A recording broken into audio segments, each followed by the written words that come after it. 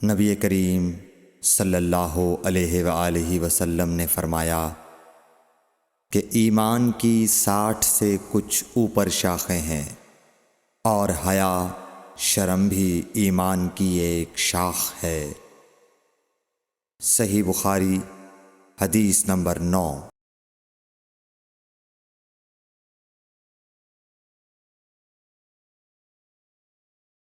हज़रत मोहम्मद मुस्तफ़ा सल्लल्लाहु अलैहि वसल्लम ने फरमाया, मुसलमान वो है जिसकी ज़ुबान और हाथ से मुसलमान बचे रहें, और मुहाजिर वो है जो इन कामों को छोड़ दे जिनसे अल्लाह ने मना फरमाया।